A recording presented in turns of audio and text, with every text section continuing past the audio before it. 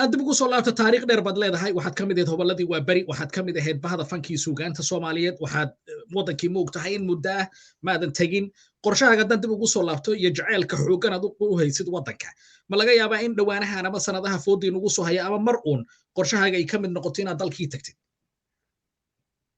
ما أضرب كسر ما أضرب كسر ما أضرب وانقرت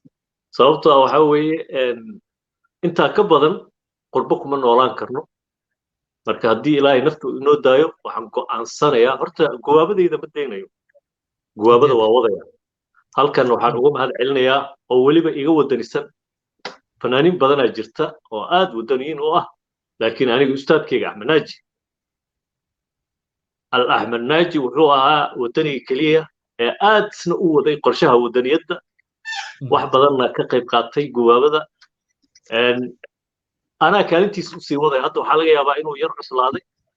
أنا عبد البادلة يا كالنتيس أسي وضعي وضن كهدات تجانا يسقوا بابا أبوجي يسقى عيل مقاضي مركا ويقر شيء وآد ويقر شيء أنا نقول لك وضن كي هديه بيدو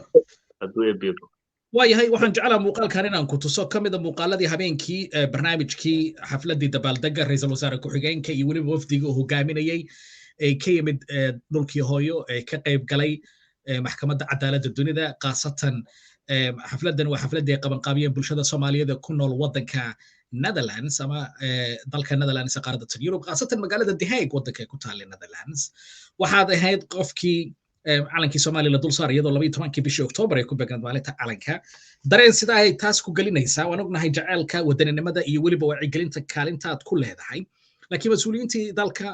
waliba wafdigii inay calankii ku dul saaraan maalintii calanka oo ay ku aqoonsadaan inaad tahay fanaankii harsan waayay har iyo habeen hortaagnaa maxkamadda cadaaladda dunida taa dareen sida ay kugu dhalisay dhiirigelin waxay gelisay dhiirigelin inay dadkayga jecel yihiin in mataqaanaa aan leeyahay mataqaanaa ummad Soomaali la yiraahdo inay jecel yihiin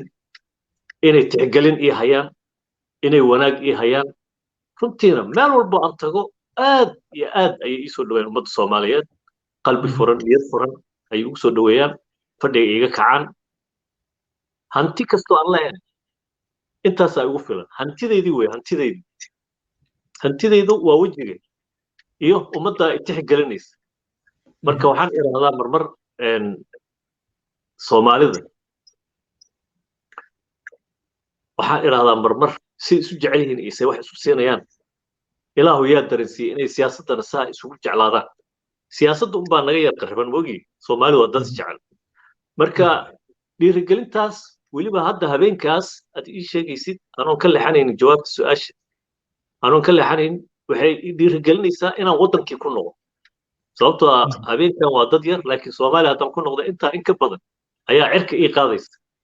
marka magacii iyo qabkii iyo wixii aan lahaa iyo qadarintii aan lahaa iyo magacii aan lahaa ayaa ii soo noqonaya marka dhiirigelintaas yaa maxamed ii gelinaysaa insha Allah ii gelinaysaa